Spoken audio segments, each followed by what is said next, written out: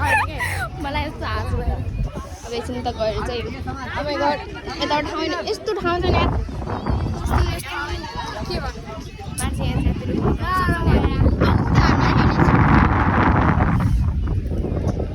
charge छैन मेरो के गर्नु